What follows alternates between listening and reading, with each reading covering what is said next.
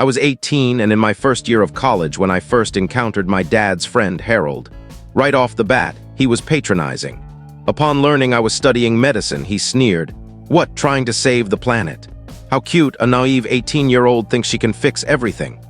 My dad chuckled at this, and when I glared at him, he doubled down, saying Harold's comment was hilarious.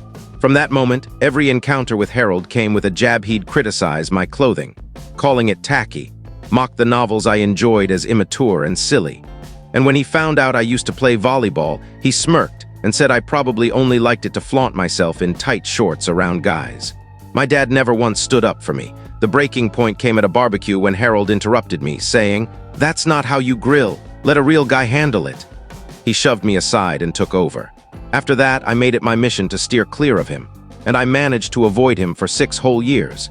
Yesterday was my dad's girlfriend's birthday party, and I attended with my fiancée and our 6-month-old son. Harold was there, and despite not seeing him for years, he still treated me like a clueless kid. My son was napping most of the afternoon, but when he woke up hungry, I stepped away to nurse him. When I returned, Harold was making jokes about my parenting skills, insinuating I was an unfit mom in front of everyone. I lost it when he asked if I'd considered putting my baby up for adoption. I exploded, shouting, "What do you know about parenting, Harold? Why does your ex-wife have sole custody of your kid?" I threw in how he tried to hit on his brother's girlfriend and capped it off with, "Maybe drop a few pounds. No wonder no woman wants to be near you." With that, I grabbed my fiancé and son and stormed out. On the drive home, my phone blew up with texts from my dad, demanding I return and apologize to Harold immediately. I refused and asked if he even knew what Harold had said.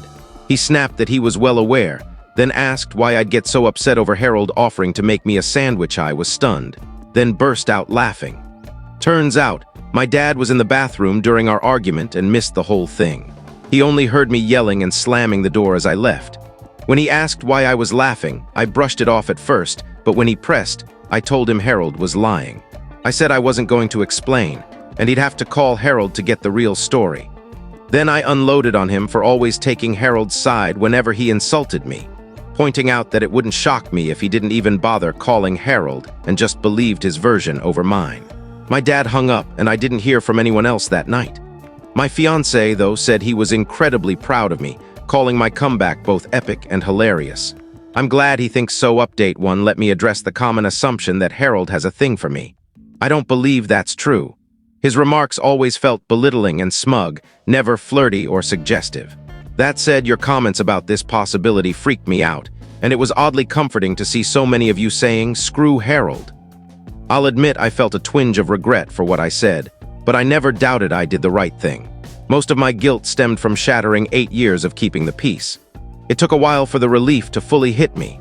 Honestly, I'd been itching to snap since the barbecue incident, which turned my mild dislike for Harold into outright loathing. To my surprise, my dad actually called Harold the next day. When confronted, Harold went silent for a minute before saying, "Oh yeah, I remember." He then explained what really happened, though he spun it as being worried about my ability to parent so young, claiming he thought I was in over my head. He apologized to my dad, but I'm not buying his excuse. The next day, my dad relayed the conversation to me. Even knowing the truth, he insisted I should forgive Harold for the honest mistake and apologize for overreacting by saying I hated him over something so minor. Many of Harold's past jabs happened with my dad nearby, but he was usually too caught up in other conversations to notice. He's got the attention span of a gnat. Unless something directly involves or upsets him, he forgets it. We also don't agree on what's offensive, so he never saw Harold's comments as a big deal. I made it clear I wasn't exaggerating my hatred for Harold, and that the adoption remark wasn't the only issue. I listed every condescending thing I could recall, including the party comments. My dad didn't remember any of them. I told him I'd despised Harold for years and had nothing to apologize for. I also set a firm boundary. I won't attend any events where Harold is invited.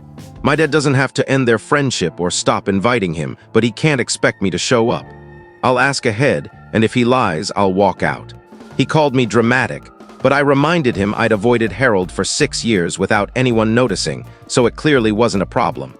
After some arguing, he agreed to my terms. We talked yesterday about something else, and he mentioned Harold was upset. I ignored it. I'm not cutting my dad off. Yes, he's been a jerk, and I've come close to severing ties in recent years, but I decided it wouldn't solve anything. Things got easier after I moved out, as we only see each other a few times a month. He gets annoyed that I don't call or text often, but he's stopped complaining. I don't see the point in going no contact with someone who no longer controls my life. Instead, I focus on learning from his mistakes and raising my son differently. He's on thin ice, though, and has been for a while. He's not allowed to babysit, mainly because I don't trust him to stay awake for more than an hour with a baby. I pushed him to start therapy when I got pregnant, and he began in June. His behavior toward me and my younger sister, who splits time between our divorced parents, has improved a lot since. I've told him he won't see my son if he stops therapy. This is the first time he's ever worked on himself, and while it's hard to stay optimistic, I'm trying. If I ever cut contact, it won't be because of Harold. Update 2: avoiding Harold openly has been going smoothly. My dad's been respecting my boundaries. When he invites me and my husband for meals, I ask who's coming.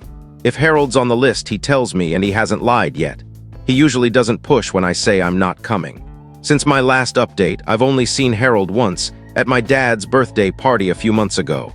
I knew he'd be there, but my dad promised to tell him not to speak to me. Plus, some kids of my dad's friends, ones I used to babysit, were attending, and I wanted to see them since I love them more than I hate Harold. I spent most of the party with my son and the kids. Harold didn't say a word to me, so my dad kept his promise. My husband and I caught him staring a few times, but I let it go. My husband stared back once, and my sweet teddy bear of a man actually looked intimidating. I adore him. Guess who did talk to me? Harold's new girlfriend. She approached twice. First, she gushed over my son, then said he needed a haircut. I already didn't like her. Later, she came up and said, "You're quiet, aren't you?" I said no. She laughed and said, "Oh, you're definitely quiet," in a tone you'd use with a kindergartner. I kept my face neutral, or I would have said I wasn't quiet. I just preferred the kids' company over her and her irritating boyfriend. Clearly, she and Harold are a perfect match, not much else to report. My dad split with his girlfriend from last year and has a new one. She's not annoying or crazy, and I actually like her. They won't last long, though. My relationship with my dad still isn't great, but it's better. He's started apologizing more, maybe because of therapy or because motherhood has made me intimidating. Either way, I'll take it. He's a great grandfather, and I'm glad he's respecting my Harold boundary. I want nothing to do with that man. Update 3: a few months later, things were going well. My dad had been honoring my boundaries about Harold, and I wasn't dreading family gatherings anymore. I'd show up with my fiancé and son, and we'd enjoy ourselves without drama. I thought Harold was out of my life for good.